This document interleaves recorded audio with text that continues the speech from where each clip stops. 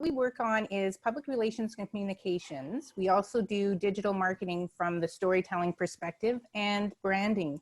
My background is over 25 years working in different industry sectors on communicating, generating news, conversations, buzz, really helping solidify what your messages are. Thanks for having me. Great, thanks, Michelle. Up next, Sarah Taylor, owner of Taylor Media Promotions. Welcome, Sarah. Thank you, Todd. Thank you, everyone. And thanks for everybody being part of this morning. Like Todd said, I do own Taylor Media Promotions, and Taylor Media Promotions is a social media and directory marketing company where we help get local businesses found. I'm also on the board of directors with Todd as well. And my mission is to help our local businesses get found. So we do social media management. We get you found through paid ads, but I also do a focus on directories as well. Excellent. Thanks, Sarah. Up next, Heather Wilson, owner of Cheetah Fusion. Welcome, Heather. Thank you, Todd. And good morning, everyone. Thank you so much for joining and for being here and taking the time. Hopefully we can all provide a little diverse component here. So I'm Heather Wilson, Cheetah Fusion Creative, and I'm the Director of Business Development.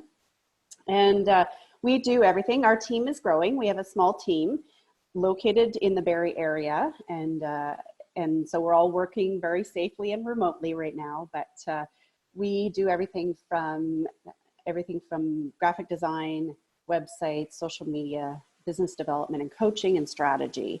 And that's sort of our baseline where we sort of, I think Anthony said it best, right? We take a client in, we kind of get the overview of what they're hoping for, what their goals and their outcomes are, and then we go from there to help set the stage for what they actually need. So we're a full service kind of one-stop shop agency, and we love working with people all over as well. So thank you for having me, and really appreciate this time. Great, thanks, Heather, and thank you to all the panelists. We appreciate you being here, and especially our participants. I'm sure they're gonna have a bunch of questions, so back to that real quick. For anybody that is on the Zoom meeting, if you have any questions, please just hit the submit button to moderator option within your Zoom platform. Again, I'll read those off to the panelists, and we'll try and hopefully get you the right answers or the right direction anyways. So we're gonna do a quick panel update. We'll give you a few minutes each. And I guess you can just discuss what you want with current times and your thoughts and maybe where you see things going or what people need to do, and then we'll break into the question part. And again, we'll start at the top with Darren Cabral, owner of Sweet Social. Thanks, Todd. Yeah, I think we're in really interesting times. And I mean, I think the biggest value here is definitely going to come out of the questions. I really do want to hear what they all have to say and really what everyone's going through so I can speak to it. But I mean, right off the bat, I mean, we're going through a time of obviously tremendous fear. And that's a big thing. A lot of businesses have never gone through this before. It's something we've never seen. And so it's kind of, at least from my perspective, just talking to different business owners, it's leaving people in this state of what do I do next? What should I be doing? Am I doing the right thing? Am I doing the wrong thing? Should I be shutting everything down? Should I be in fear? Should I be pushing forward? It's really undecisive. And a lot of business owners, I mean, from a strategic point, a tactical point, marketing, operations, all of it, they're kind of in this awkward state, right? And I've had a lot actually DM me out of almost not fear, but I feel guilty marketing. I feel guilty advertising. I feel guilty selling. But the reality is, like my message keeps coming back, there's no guilt there. You should be proud to sell, proud to market, because the only thing that's going to bring this economy forward is the businesses that are operating and paying the paychecks of their employees that are going home and feeding their family, right? So the way I see it is taking this time now to market, to sell, to grow your business is not something you should be ashamed of. And I've heard that a lot lately, maybe the rest of the panelists have as well. Now is the time you double down. Now is the time you grow, because the economy really does rest on your shoulders. And of course, there's health concerns going on. And that brings us to the other point, which is now's also the time to take that business online. How do you figure out if you can't take what you sell now online, what else can you offer? How can you leverage existing infrastructure, resources, systems, people? Take part of that online and start scaling that online. It's possible. We've seen barbershops do it. We've seen naturopaths do it. We've seen dealerships do it. We've seen campgrounds do it, really across the board. And so that's something that we have to look at is, one, make the commitment that you're not going to back down right now. It's not the time to pull back. Be a good member of your community. Great. Give, donate, philanthropy, local food banks, do all that, support who you can. And then on top of that, look after yourself, your family, your business, grow, and do whatever you can to get that business online and get that business running again, whatever that means, because it really is your duty and obligation right now to do that. Like the economy and the people that live in this city right now, or wherever you live, are depending on you to make that work. That's the only thing that's going to bring us out of this. Okay, excellent, thanks, Darren. And this came up last week during one of our Zoom meetings, and a question was asked about, you know, certain companies, should they be offering this service for free? And just before I go to the rest of the panels, just so you know, one of the panelists brought a comment up on it, and they all echoed it, that absolutely not. I mean, this is how you make your living. You shouldn't be ashamed, and sort of echoing, you know, what you're saying, Darren, like, you still need to be in business when this thing's over. You still have, you know, rent to pay. You have the bills that are still going to need to be covered, and you shouldn't be giving your services for free. You know, you may be able to negotiate payment terms or do other things, but this is certainly not the time to be, you know, giving away the cow. Like, everybody needs to earn a living, and we need everybody. We need every one of you panelists here when this is done to help all these people. So they need your help now, and they'll need it later. And with that, I'll turn it over to Anthony DeGasperis of TELUS Creative. Anthony. Thanks a lot, Todd. First of all, I got to give you kudos on saying my last name, pronouncing it correctly. A lot of people usually butcher it, so awesome. Yeah, Darren, you said it best. I think, you know, a lot of people obviously kind of a little bit unsure. There's a lot of fear of unknown right now. That's kind of, I think, the biggest issue going on right now, that no one knows what's going to happen and no one knows when this is going to end. But I mean, with that said, I mean, there's a lot of businesses that are kind of running, not necessarily on idle, but a little bit slower. And there's obviously a lot of things that we can do to improve our brand as we're, you know, sitting at home or doing what we need to do to keep the business running. So, you know, one thing that I strongly recommend is start working on yourself. Start working on what your business is, what your business means. And I have these two books here, Start With Why and Find Your Why by Simon Sinek. These two books are honestly my gospel. And there's actually a video on YouTube where he does a great TED Talk, about 20 minutes long, to give yourself a start in terms of understanding what the why is. So really a lot of businesses understand what they do, and some know how they do it, but a lot of people don't really understand the why they do it and the why they are inspired to wake up in the morning and why they are driven to do the things that they do within their business. So by understanding what your why is and really driving home what that inspirational component is for you. And again, your why can't be money. Your why is generally something that's driven a lot more than that. Something that's deep inside, kind of a deep feeling. But as you start to understand your why, you can start to understand maybe ways that you can pivot your business not based on why you do what you do and how you want to help people, rather than on what you do. So a lot of people might be trying to pivot their business based off of what they do, or they see that there's no way to pivot in the current times. But if you can figure out what your why is, then you can figure out a way to pivot your business within what actually inspires you to do what you do. So when you're figuring out your why, it's not just your why on your personal why, but it's also understanding what your business why is as well, and understanding what that culture is going to bring for your business.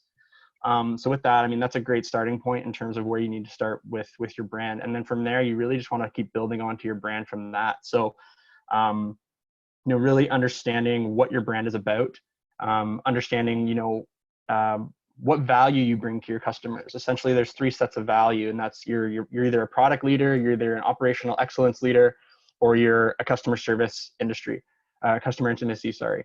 And you can only be 2 of those 3 things. So really understanding what value you want to bring to your customers, understanding that component of your brand as well. So, you know, if you want to be a product leader and you want to be really focused on customer intimacy, then you're not going to be able to do things fast and cheap.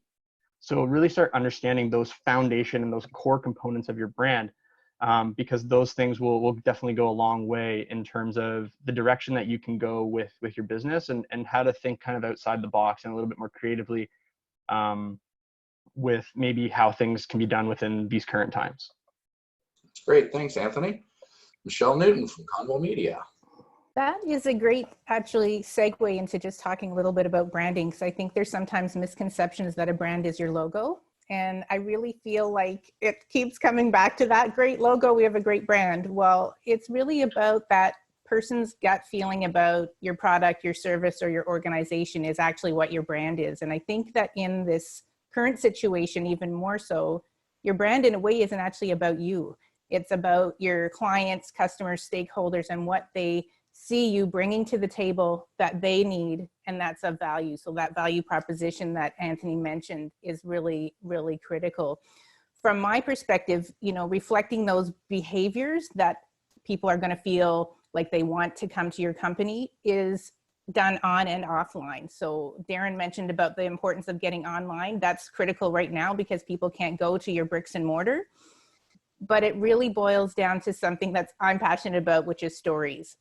Stories that matter though, like human interest stories, how you're changing and adapting to this current environment and how you might be changing as we come out and recover are really important. So there's an opportunity for you when you're finding your why to also be thinking about, and I don't mean made up stories, I mean the real stories that are your business, that are the customers and stakeholders that result in relationships with your business.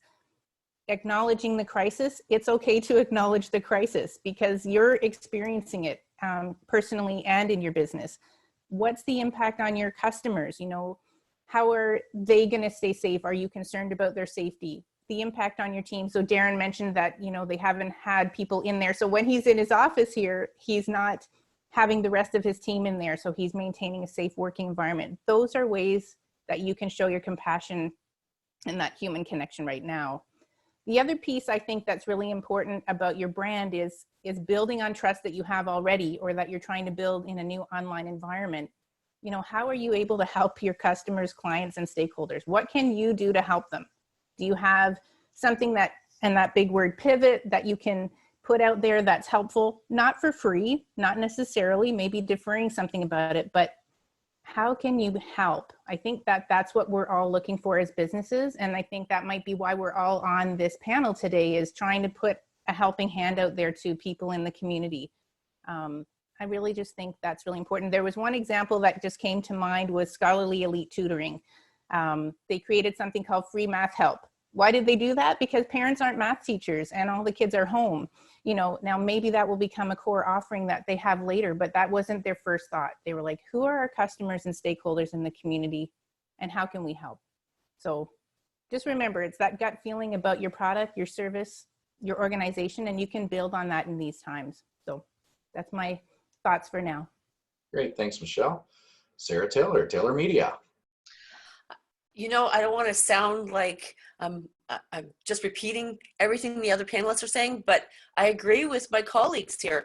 Absolutely. You're going to want to take your brand, and number one, you want people to know who you are. That's most important. And so you want to get that out. So you want to make sure that you do have, like Darren says, you have to have an online presence, and not just with social media. You need to also do it with the directories too, because when people do a search, what are they searching? They go to Google, they go to Bing, they go to all of the search engines, and that's where they search you. So you should have your business being found there.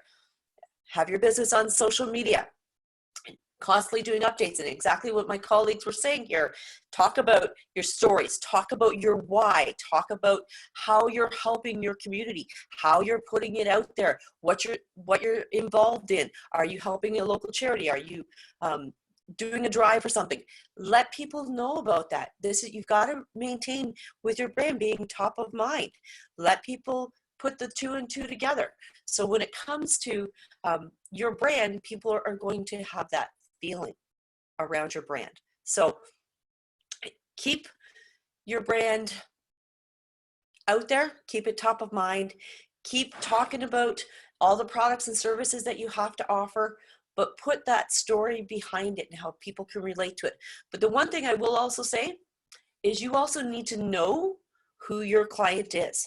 So if you need to make sure, take this time, you have this time right now to sit down and find out who your ideal client is. Who is that avatar? Who is that person that you want to be talking to?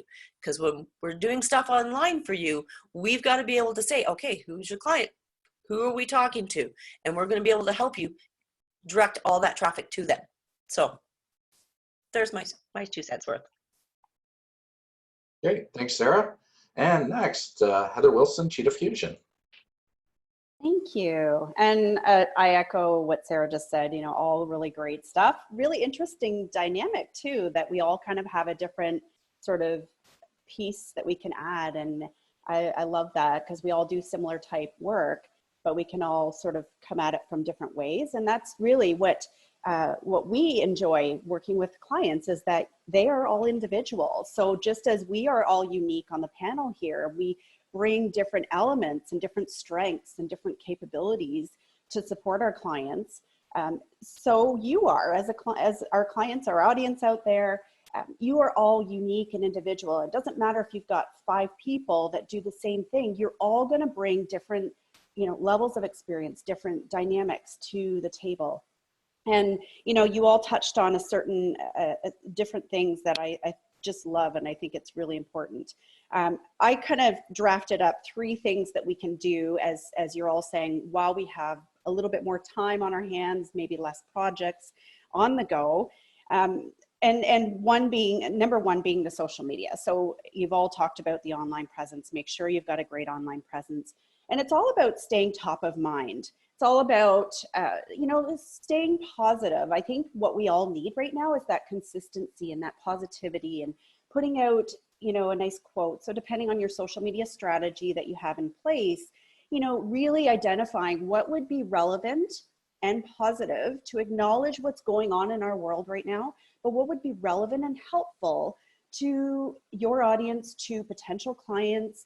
And, Sarah, you mentioned speaking to your client, and I'm going to get to that in a moment too, but in social media, we're not going to be for everybody, right? Cheetah Fusion isn't for everybody, but for those who do enjoy working with us or want to work with us, or Talis, or, Sarah Taylor, or Michelle, or Darren, there's going to be something really, it goes back to the why that Anthony was talking about. There's going to be something that you can put into your online presence that gets someone's attention, and it's going to pull them in. And so really, take this time right now and work on, what are you putting out there on social media?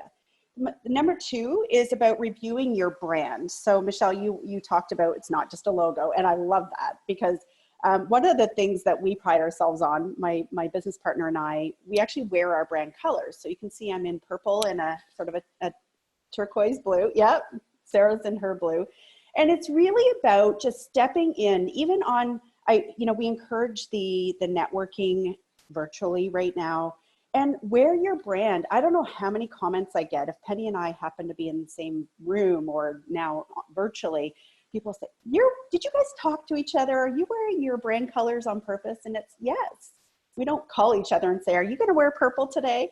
But it really identifies you, and it sets the tone for your brand, that there's consistency, that there's a relatable component, that we take that approach of, we take our brand seriously.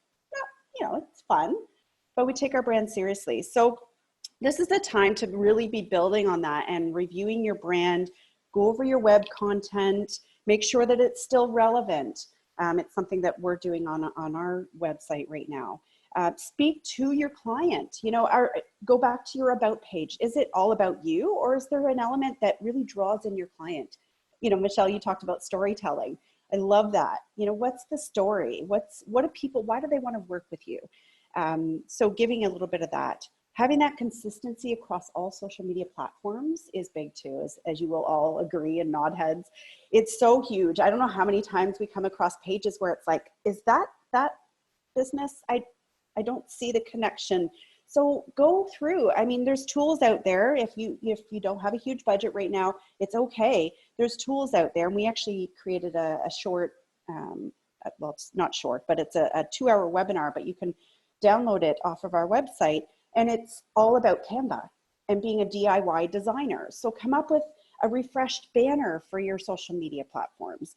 Go into your platform and make sure that there's that consistency. This is the time to take and review your stories, review your content, and then look at, does everything look the same? So when people go from your Instagram to your Facebook, to your LinkedIn, to your whatever other account, Twitter, what are they seeing? Are they getting the message that we're here and we're here to help, and this is what we do?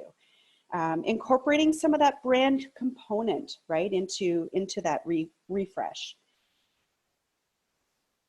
And also another, from a content perspective, Google, right, Sarah? Google loves good new content. So this is the time to you know, be writing your blog posts. You know, a lot of our clients say, oh, I just don't have time. Oh, I hate writing. Well, you know what? This is the time when you can, I have 2 on the go right now that I'm drafting for, you know, April and May, and really make it, you know, if you do have time, but you don't have a ton of time, do 1 a month. New content, refreshing, showing up as an expert in your field, in your industry is huge. And then number 3 was just about the virtual networking. So be out there, be present. And there's a lot of networking groups that are taking their meetings online. I know BNI's done that. I know the group I'm with, Professionals in Partnership, has done. I actually run the meetings. So we actually do a Zoom meeting, and it's really powerful to stay in touch, to stay connected as we are here today in our audience on the call here today.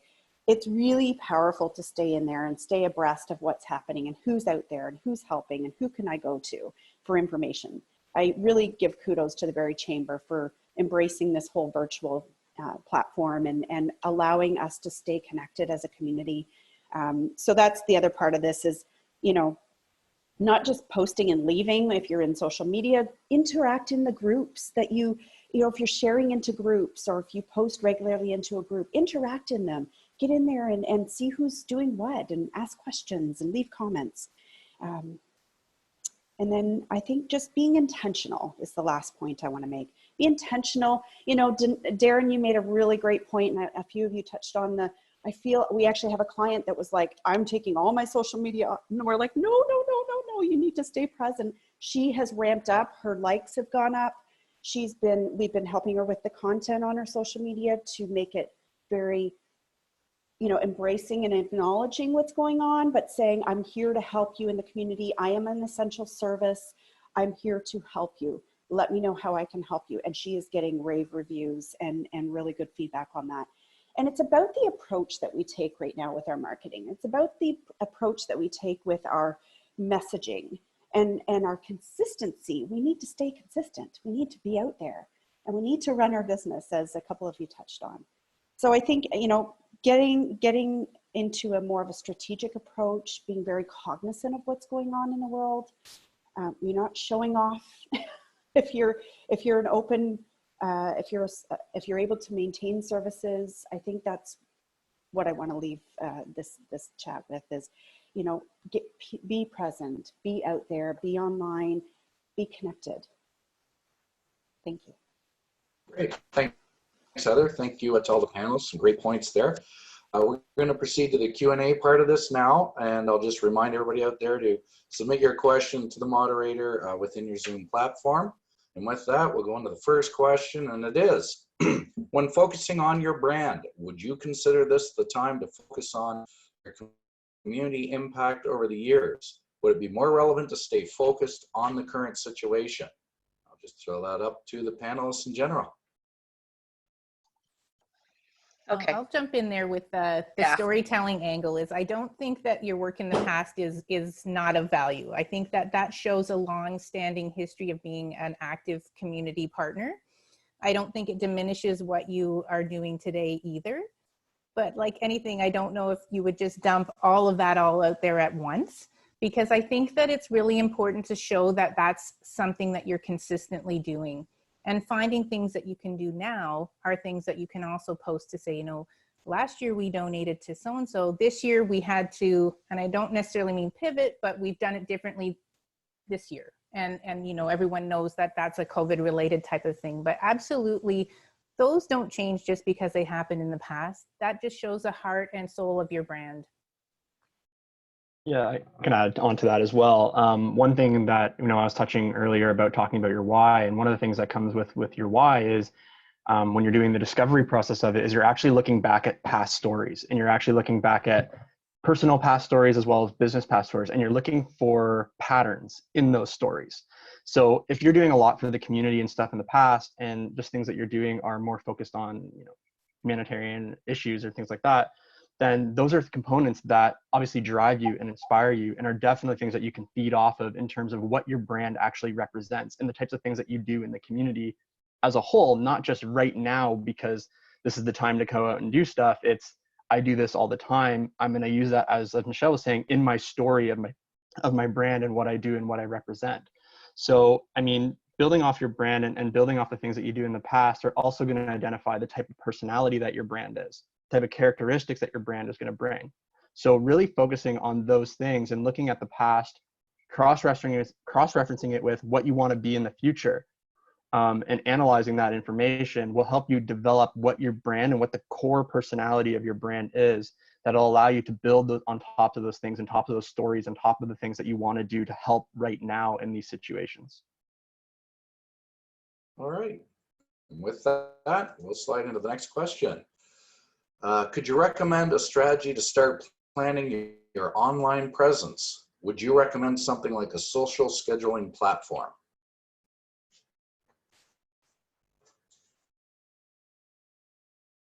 I'll jump in. Yes.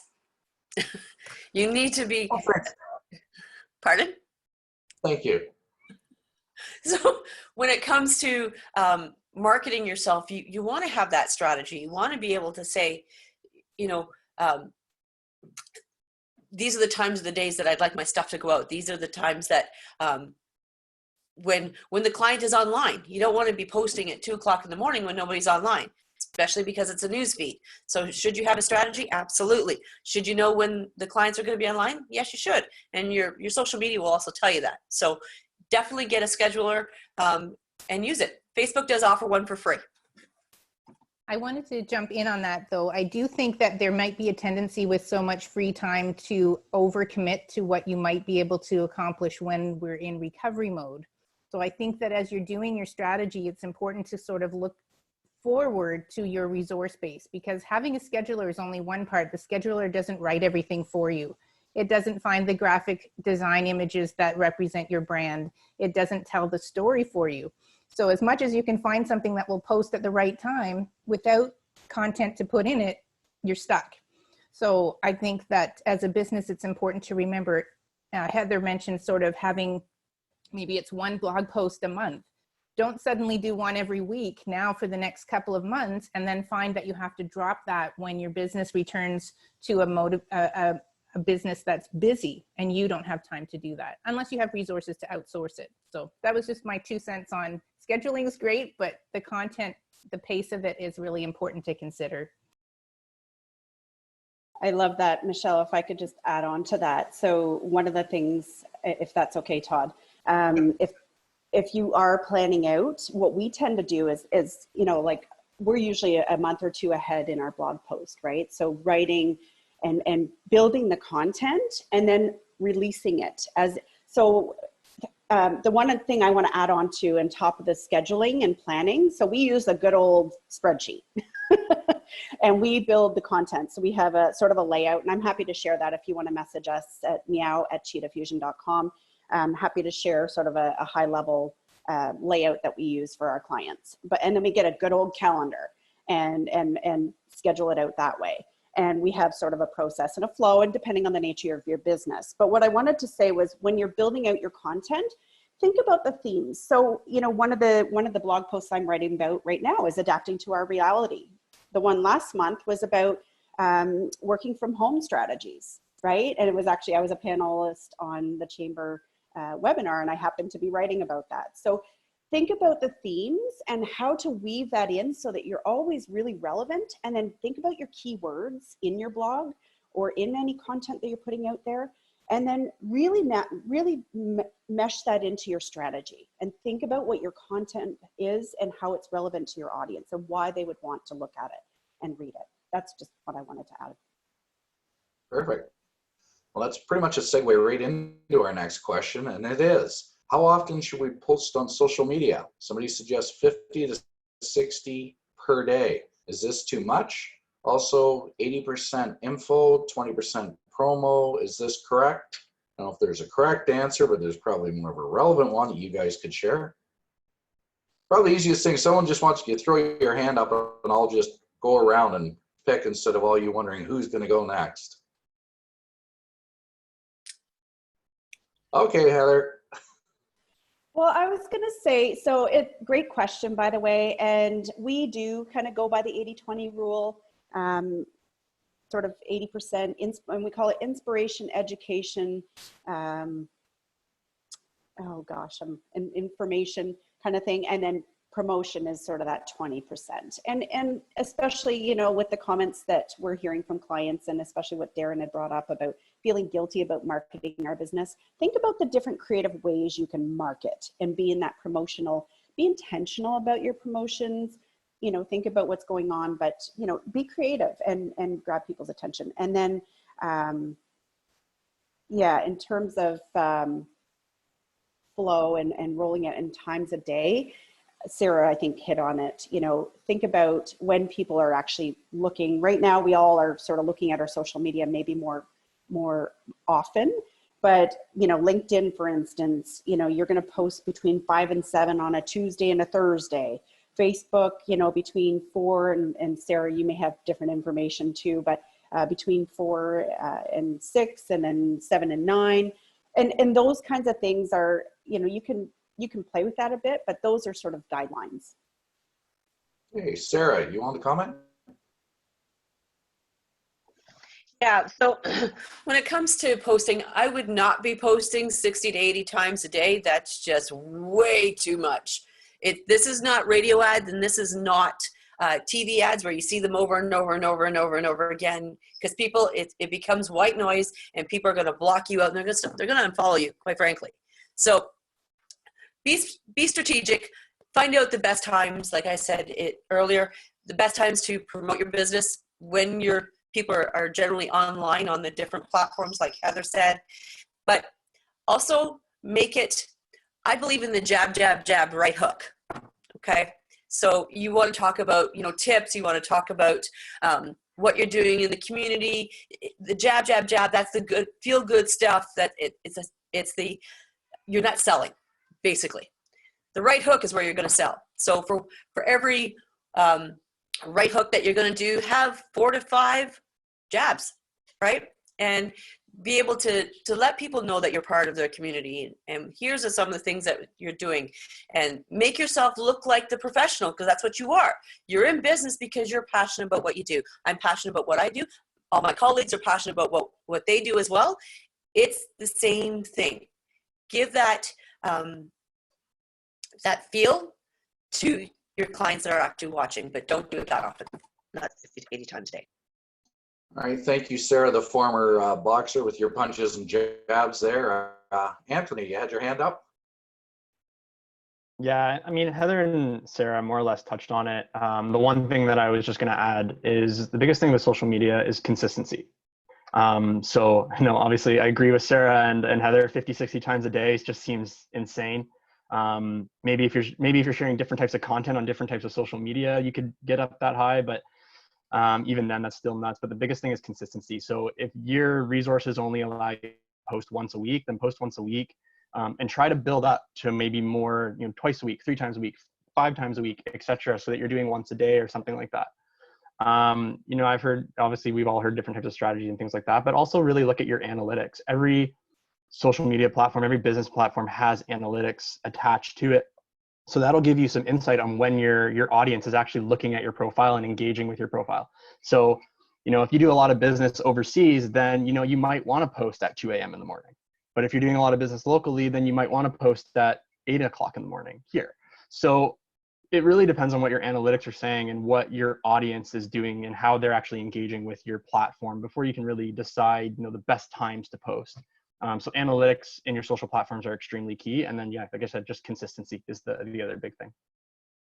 Great, thanks, Anthony. Michelle, you wanted to comment?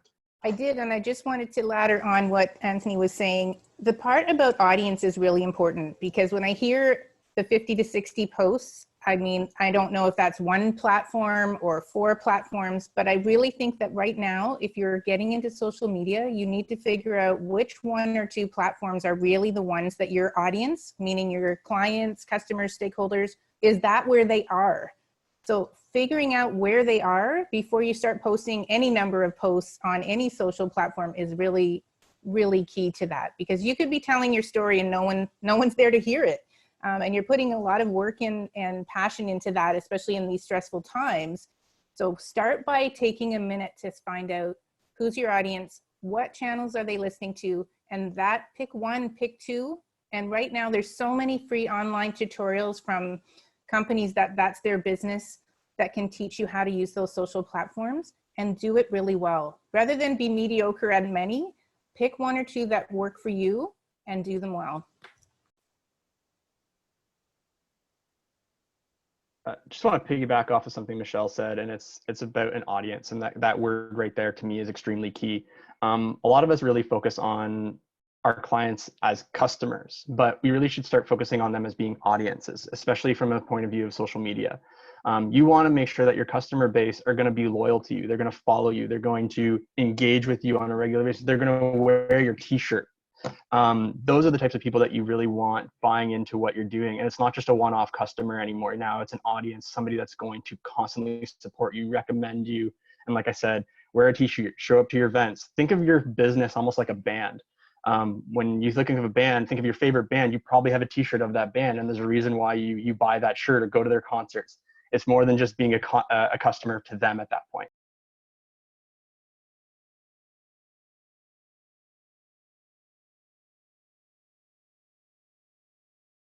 Okay, next question up. How do you get your ideas for blog posts? Heather. So great question. All great questions, by the way, to everyone on the call here. I happen to be the writer in our business, and I'm constantly inspired for blog post topics. And a lot of the strategy sessions that Penny and I do with our clients, that's probably one of the biggest questions. What the heck am I going to write about? Like every month, or every, some people like to do a more regular, every 2 weeks. And honestly, I would say, get out a spreadsheet or a book or something that, whatever floats your boat, right? If you like online, that's fine too. But what I usually recommend to people is put a folder on your desktop or in a folder on your computer, and start just bringing up topics and think about what's happening right now, what's happening in your business. What are clients saying? What are they asking questions about? Because there's no sense writing about something that's not going to land, right? You want it to land. You want it to resonate with your clients. And if you constantly get questions about ABC topic, write about it. Talk about 3 tips or 3 steps or 3 ways to do this better or enhance your skills or whatever. That's a really high level. I mean, we dive a little deeper when we're working with clients, but depending on the nature of your business, use your clientele as your inspiration. Use your audience. What are the questions or comments that they share with you all the time? Great, thanks, Heather. Michelle? Just a quick comment there was the idea that, what's mattering most to your clients should be your priority. And, because if they wanted to read a whimsical blog, then that should reflect really the brand that you're putting out there. In the sense that right now your customers are looking for help because everything that they knew before has changed. And if you can hone in on some of those pain points, maybe it is the 3 tips, there's something that you're able to offer, that makes a great blog. And if it's written just you helping a customer, helping a client, then other clients that read that potentially become customers down the road, or maybe they can use those tips right now and do something that they're struggling with. And then you've been that helpful business to them. All right, Sarah. I would also, because I get that a lot from a lot of my clients, like, I don't know what to talk about. What should I talk about? Well, one of the things I always say to them, so exactly what Heather and Michelle were saying, what are your clients asking you? They want to know what's in it for them. So how is it affecting them? How is your product or service or whatever you're doing going to help them solve their problem? Because that's what we're all here doing. We're all here to help you solve your problems. So talk about those things. Talk about things that are going to be helpful and what's in it for that particular client. And that's where you'll get them involved. Okay. Michelle, yeah. Just one closing comment on that. A lot of the clients that we have are not-for-profits, and they're struggling right now thinking that what they're doing isn't newsworthy. And that idea that we're trying to figure out what they're doing hasn't changed or lost value just because COVID is going on. So we're in the process of sort of helping them shift that worry that now it's not relevant to, yeah, we can talk about that. So from a perspective of a business, we're working on our blog right now that we're going to post about that for some of the not-for-profits that are, you know, our clients that are kind of like, feel like they're just stopped. You know, no, it's not just stopped, but maybe we're going to do a few things differently and we're going to share those tips in our blog. So definitely it's a real example, just that even us as a business, we're like, that's what we're hearing our customers need. So we're going to put together our notes on that and put it out there. All right. Next one up. Should we build a library of blog posts and other posts? Should we build or have built templates and tweak the content so it is consistent? Anthony. Short answer, yes. Definitely build up that library, get a queue going for something. I forget, I think it was Michelle or Heather said it earlier. You know, when things start to get rolling again, you know, if you're posting every day right now and then things get rolling and now all of a sudden that's starting to slack off, that consistency starts to break. So the consistency is more important. So think a little bit futuristically about it and know like how busy you're going to be when you get down into the future so that you can get that queue going and you can post consistently even when you're actually running and running things if things are busy. So yeah, definitely create that queue, get things going, and start brainstorming that stuff out. Alrighty, Heather. Well, and it's interesting, right? So, you know, we talked about thinking about themes and building that sort of strategy and that queue, to use your words, Anthony. And I think, you know, it's also about thinking sort of future, right? Like what are people going to need once things ramp up again and we start to open up businesses again? And so I always think, you know, that look down the road 3 months from now, 6 months from now. And this was before all of this COVID situation happened. We used to say, like, break your year into quarters, not just for financial reasons, right? Think about what are your seasons? You know, I think about a lot of businesses are actually seasonal, right? If you think about it, you know, when is your business most busy?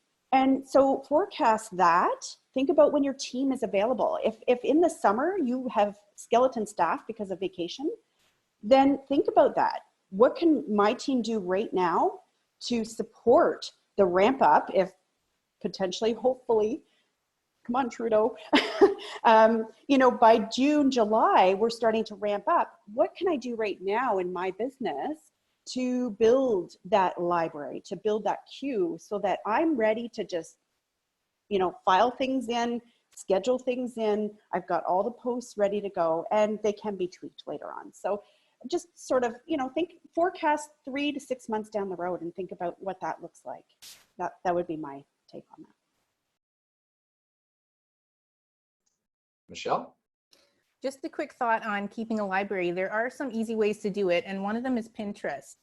So even if you just set up your own Pinterest account and it's not for your business, you can always do that later. You can use that as you're searching things online or on your phone. And if you see a quote that resonates with you, that you feel speaks to that same sense that your clients have about your business, you can flag it for later. And I feel like having access to those things, when it comes for you to have a time where you're going to create a bunch of posts for the future, you can pull from all these little files that you flagged and little things that you've noticed. And, you know, even going to your competitors, maybe not necessarily in the Barrie market, but look at what people in your industry are doing, and you can save those for later and reference that in your own way in your own post. So I do think it's really important to have a bank, because if you go to start writing and you have nothing, you could have a complete blank brain for the entire time you've allocated to set up your content. So having some things to pull from handily is great. Sorry, Todd, if I can. So I'm hearing a bunch of things basically like from business owners in this chat, from our panelists. And I've just been thinking about the last few questions, so part of the delay. But I mean, coming together, I feel like there's the overall problem that's happening here really is there's a little bit of, I think, confusion for business owners. There's all these pieces and they see it as pieces. They say, okay, I got to do this, I got to do that, and I got to do this, and I got to do that. And they start wrapping their head around. But really, I think it can all be answered in one simple thing, which is the last basically 3 questions have been: 1, should I be posting 50 or 60 times a day on social media? Then, well, where do I come up with all those topics? right? And then should I be banking that now and working on it and putting it aside? Well, the answer is, I mean, look at it strategically. Do you have to do all that as a separate thing? No. So when we go back to that 50 to 60 piece of content, what Gary Vee was saying is pretty much, and I don't recommend this because I think it's ridiculous, but he's just playing at a higher level, right? He's doing $150 million agency. It's a different situation. But the way he does it is similar to how we do our content. So what he does is he blends all the questions you guys just had together. He starts with, okay, what do I want to talk about in general? And he doesn't separate blog from video from Instagram posts. He goes, what are the topics? What does my audience need? He sits down in a day and he shoots 1 video, 2 video, 3 video, 5, and he shoots and he shoots and he shoots and he shoots. And the way he comes up with those topics are pretty simple. He sits down and goes, what does my audience want? What questions are they asking? If I was them, what would I be asking? And then he answers those questions pretty much as the theme of a video. He records for a day, then he takes each of those videos and guess what they become?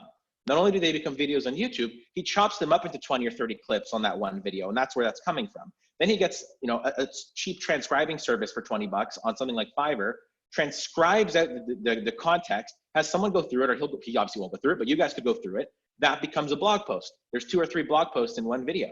Those micro clips become Instagram content. Small bits of quotes out of that become Twitter content. So really, it's like what we do here is we'll film, I think for this month, we did 4 or 5 months of content. I sat down for a day and a half, and for 4 or 5-ish months, I think we're just finishing up now what we filmed, was basically only 2 days of work we put in. For 2 days, I filmed content, and then I delegated obviously to my team to break things up in pieces. But a lot of it you can do for yourself, and a lot of it, even if you think you don't have the resources, you might, because there's services like Fiverr.com. If you guys want to, I shouldn't be out saying that, but if you want to check Fiverr.com for small tasks that maybe it wouldn't be suitable to hire one of us for, you want to spend 40 bucks, 20 bucks, whatever it is, and you need that little bit of extra help, whether it's transcribing something or editing a quick clip or whatever it is, it's very easy for you to sit down and literally get a notebook and go, what are the top 20 problems my customers are having? What questions are they asking? Write that out, shoot a video in each one, cut up each video, transcribe each video. That's your blog content, that's your social content, that's your YouTube content. That's all these questions wrapped up into one. All in one. So if you guys can approach it like that. Yeah, Heather. And I absolutely agree with Darren. You know, when I talked earlier about themes and forecasting out what things look like, we repurpose blog posts and Wonder Wednesdays and all of that stuff all the time.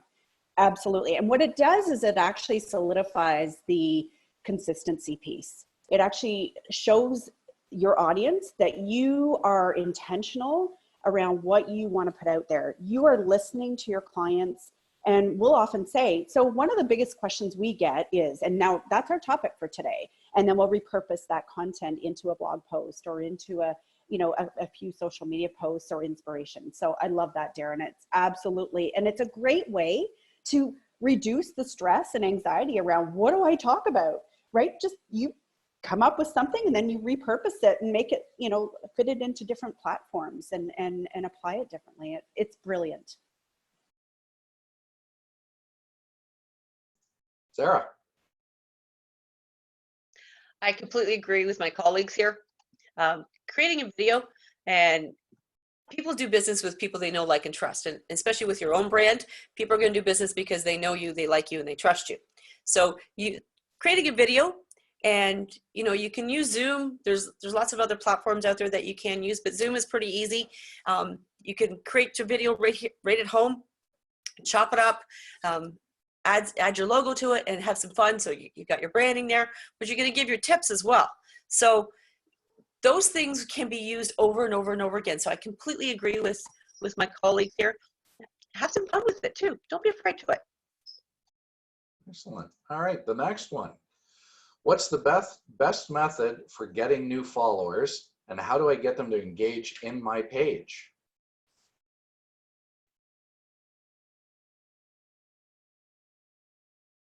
Is that a tough one? Anthony.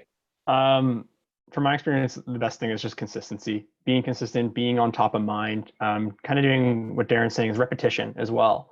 So there's consistency of just like the types of posts that you're posting and things like that, but repetition, keep hitting the same message in the ways that Darren actually just explained it, is another good way. I mean, the more you're consistent in terms of like algorithms and things like that, in terms of how they work on social media, and if people are engaging with one of your posts, well then if you post again, then the algorithm is going to say, hey, this people likes this person's post or this business's post, repost, or show that content again to that person. And now you might start getting more engagement. So if you post today and then don't post again for 3 weeks, well, you're going to fall off the algorithm for that customer. So really, consistency is kind of my short answer for that.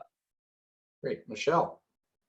I was just going to make a point to mention as well that there is the point of looking at your posts and looking on the insights or analytics of each one. So you can see whether it's getting any interest or engagement that's beyond hearts or likes. You can actually see the impressions and those type of things. And finding out how to do that, Google is, any search engine will take a sentence that you type in there and find the pages that will give you those answers. So how do I understand who's seen the post or who's looked at my post? Can help you know whether you should make more posts like that in the future, and whether that's really resonating with your audience and your brand. Okay. One more thing I just wanted to add really quick, if I could. Yeah. Was that basically don't forget to engage with your following. Going in, writing comments, liking their posts, things like that, and being consistent there as well, because they need to know that you exist. And one way to know that you exist is if you're commenting on their stuff. And then you're building that community and you're building that audience and that following. And now they're going to like you, and now they're going to comment on your things back or whatever the case is. So it's important, just as important to be consistent at posting as much as it is consistent to be commenting and liking. Right. Sarah. I would absolutely agree with Anthony there as well. People want to feel valued. And so if they're taking the time to write a comment, do your reaction, and most importantly, if they're going to be kind enough to give you a review, you better respond to that review and thank them. And if you can put a story, comment with that review about, or the post about your interaction with them, make it personal, they're going to feel more valued and they're going to feel like you care. Hey, Heather. I was going to say, all great points from my colleagues here. And I was just going to say, when you're responding, it's not just a thank you. I mean, that's fine too. I mean, sometimes we're really busy and we want to respond and be responsive, but tying in an element of thank you, really appreciate you all, your consistent following and comments on our page. Really value that. And that actually speaks directly to that person. So it's not just they're going through and heart, thank you so much. Thank you so much. That will get very old very quickly and people will notice. When you like and say, thank you so much. Wow, really appreciate how much value you bring, or if they add a comment to say, yeah, well, you know what, this really helped me and this is how I'm using it. Engage and acknowledge that, because they're actually promoting you. They're actually saying, I took this and I used it and it really helped me. It's almost like that review piece that Sarah just talked about. Let them know that you value that and appreciate that, and really speak to that directly. Just to add in a point here is that it's really all about the relationship. And I think that maybe being online and using social media may be new for some businesses and you're kind of jumping into it now, but just remember that it's a relationship. Real people are on the other end. They're looking at you as a real business, whether you're bricks and mortar or online right now. And what you say and do there reflects on your brand. So if that person's gut feeling is really how your brand is described, then you want to build those relationships along the way. Excellent. All right, as our time is winding down, I want to give each one of our panelists a couple of minutes just for closing comments before we shut this down, so we got to be respectful of everybody's time here today. So we'll start in the same order. We'll start with Darren Cabral of Sweets Social. Darren? Yeah, thanks, Todd. I mean, that was great. I think that was valuable, and I hope that everyone that was in attendance here, was taking their notes and is going to apply this, because that's the most important thing. I mean, we all said some great things today. The question is, are you going to apply it? Are you going to actually put it in place in your business? Are you going to do something about it? Or are you just going to take the information, feel good, go have lunch, and go on with your day? And that's what we see a lot of people doing. So one thing I really want to stress is just take action on what you learned today. On the back of that, I mean, in terms of my opinion over everything, personally, obviously, massive bias, advertising is one of the fastest ways to scale anything. So almost all the questions people asked today, I could have answered with advertising. How do you grow your social media following faster? Advertising. Like one of the biggest things we do, even on the organic side, is drive traffic to our organic. put content in there, let people engage, then retarget them with our ads and our offers separately, right? But we can grow following super fast. Real following, targeted, use your email list, all that fun stuff. Same thing with traffic to the website, to your blogs, to your lead gen, to your offers. Advertising is something I think more and more businesses need to explore and either learn how to do on their own or hire someone who knows how to do it, because that's where they're also going to get that ROI really quickly, and that's what's going to pull them out of this difficult time. But other than that, take action, guys. And again, big thank you to all the panelists too. I learned a lot today. I was taking notes, I was listening, and I hope everyone else did the same. Excellent. Thank you, Darren. Up next, Anthony DeGasperis, co-owner of Telus Creative. Anthony. Yeah, again, thanks everybody for showing up and listening to what we had to say. Panelists, there's a lot of good information here that was shared, and obviously a lot of like minds, and obviously a little bit of different input from each of us individually. Darren, you kind of hit right on the head there. Advertising obviously is gonna get you the best ROI, is gonna get you the best in return. But where you're building your brand and building your things a little bit more organically is how you're gonna kind of build your audience and your following, which is something that we at Telus kind of really focus on is building that brand and building that audience rather than a customer base. Not to say that obviously advertising is extremely important, and numbers really kind of drive things. So a lot of these things are things that we can do, and again, just stressing consistency, repetition within the content that we have. I actually just noticed a question come through on the Q&A in terms of stock photography. Stock photography sites, there's free ones, there's lots of other things like that you can use to address any sort of photography issues. But anyways, yeah, sorry, going back, just kind of take the same things that we talked today. And if you have any questions and you need to reach out, I know myself, and I'm sure any of the panelists here today would be happy to answer, point you in a direction, and help any way we can while you have questions for us. Excellent. Thanks, Anthony. Okay, Michelle Newton, co-owner of Convo Media, Inc. There we go, co-owner.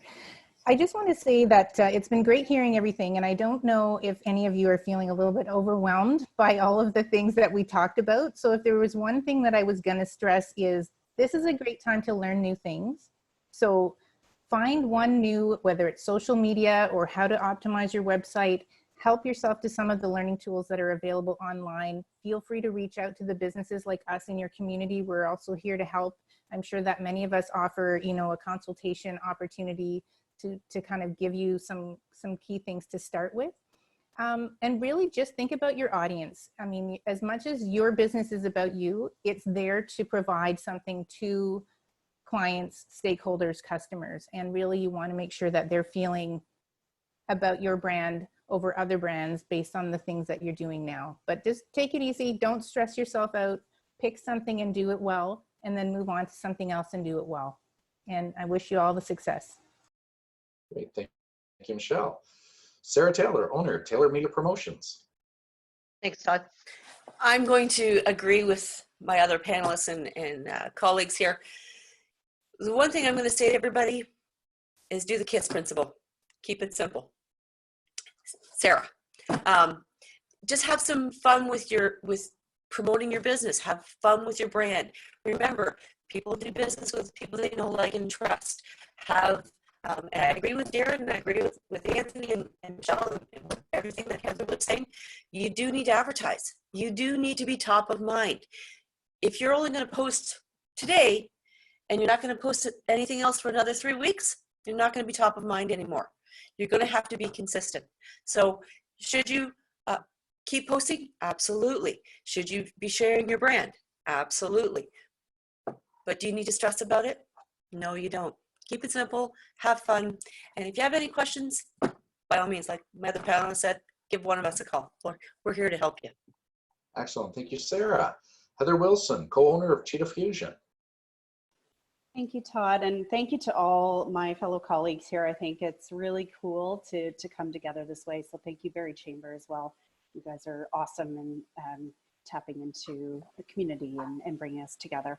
So, absolutely great things already said. I just think what I want to leave you with, build your brand, develop your brand, you all love your businesses. That's why we're in business, right? Whether you're a co-founder or you're a solopreneur, step back and really watch, check the analytics, check out what, the questions, the comments, the engagement looks like, and even go behind the scenes. We've even like messaged people and said, you know, really love that comment. You know, what else would you like to learn about? What else would be, you know, helpful for you right now?